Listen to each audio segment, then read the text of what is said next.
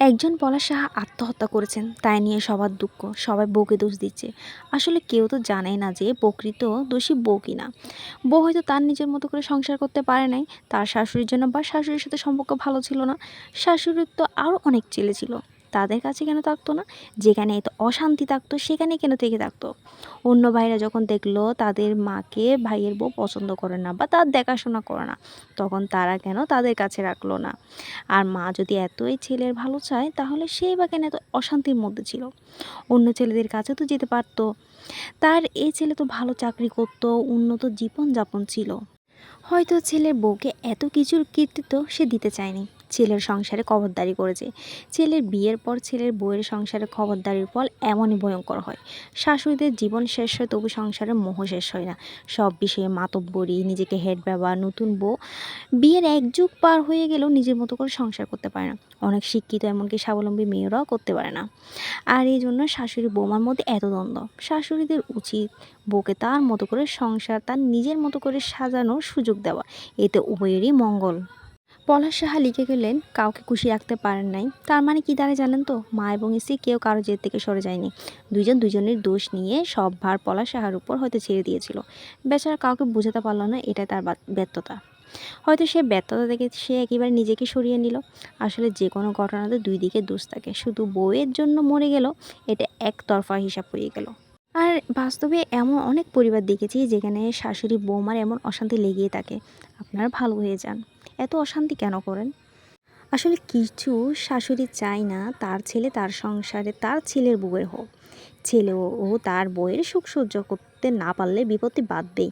আর সে বিপত্তি বউ কারোর উপর বলতে না পেরে স্বামীর উপর প্রেশার দেয়, যার ফলে শুরু হয় অশান্তি। আর সবাই ভাববে বউয়ে অশান্তির মূল। কথায় আছে না, যত গোষ নন্দ গোষ। যখন ছেলের বউ ঘরে আসে, তখন শাশুড়ি হয়ে যায় টক্সিক মাদার, যারও বউ যারা কেউ দেখতে পারে, ইভেন তার ছেলেও না। একটা কথা মনে রাখবেন, ছেলে আর তার বউ ভালো থাকলে আপনাকে তারা ভালো রাখবে, আর এবং আপনার ছেলেও ভালো থাকবে। আর সত্যতা যাচাই না করে কাউকে না দোষারোপ করা একদমই মোটেই ঠিক কাজ নয়। একটা সুন্দর সংসার ওদের হতে পারত। আমাদের সমাজে বেশিরভাগই মেয়েরা একটা নিজের সংসার গড়ে তোলার স্বপ্নই দেখে যায়, শুধুমাত্র শাশুড়ির কারণে। স্বামীর পাশে একটা ভালোবাসার জায়গা খুঁজে নিতে গিয়ে তাকে প্রতিনিয়ত যুদ্ধ করতে হয়। এমনকি অনেক সময় ছেলের বউ হানিমুন পর্যন্ত মা বাবার সেখানে উপস্থিত। কিন্তু যখন ছেলের বউ একটু আলাদা হতে থাকতে চায়, তখন সমাজ বলে বউ ভালো না, ছেলে বদলে গেছে। যেসব শাশুড়িরা ছেলের বউয়ের সংসার বা সুখ সহ্য হয় না, তারা আসলে ছেলেকে বিয়ে করে দেওয়ার আগে বলে দেওয়া উচিত, যাতে ছেলে বিয়ে না করে সারা জীবন তাকে নিয়ে থাকে। তাহলে ইনকাম সব কিছু নিজের হবে, আর বউয়ের সঙ্গে মানিয়ে নিতে হবে না। তাহলে তো ব্যাস মিটিয়ে যাচ্ছে ব্যাপারটা। শুধু শুধু বিয়ে করে তারপরে এত অশান্তি তো বানানোর কোনো প্রয়োজনই নেই, তাই না? কিন্তু আমাদের সমাজে কিছু মা বাবা সরল সন্তানকে ব্যবসার মতো ব্যবহার করেন। বিয়েতে, ইনকামে, সংসারে বা সব কিছুতে হিসাব মেলান। সে ছেলেটা চুপ করে থাকে, কারো ওপর মুখের উপর কথা বলতে পারে না। মাকে বললে কষ্ট পাবে, বউকে বললেও কষ্ট পাবে। তারা দুজনকে মানাতে গিয়ে ব্যর্থ হলে শুধু মুখ বুজে সহ্য করে যায়। একটা মানুষ শারীরিকভাবে আত্মহত্যা করার আগে থেকে মানসিকভাবে মৃত হয়ে যায়, যে পরিবারে আপন মানুষগুলো নজরে আসে না কখনোই। তাই দেহের বিদায়ের পর সকলেই যত আহাজারি।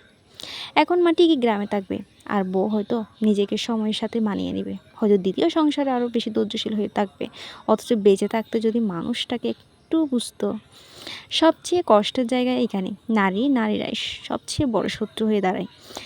নারীরা যখন নারীদের প্রতিপক্ষ হয়ে দাঁড়ায়, তখন সেই যন্ত্রটা দ্বিগুণ হয়ে ওঠে। আসলে এই ঘটনা থেকে আমরা আসলে কী শিক্ষা পাই বুঝতে পারছেন তো? আসলে যে যার সংসার তাকে সেভাবে বুঝিয়ে নিতে দেওয়া উচিত। অর্থাৎ ছেলের সংসারে আসলে মাতব্বরি করাটা একদমই উচিত না। আসলে এটা প্রত্যেক বউ শাশুড়ির মধ্যে আসলে একটা দৃষ্টান্তমূলক উদাহরণ হিসেবে রয়ে গেল, যে পারিবারিক অশান্তি আসলে শেষ পর্যন্ত অকাল মৃত্যুতে পরিণত হয়। আসলে এটা আসলে হওয়া ছিল না, তাও হয়ে গেল।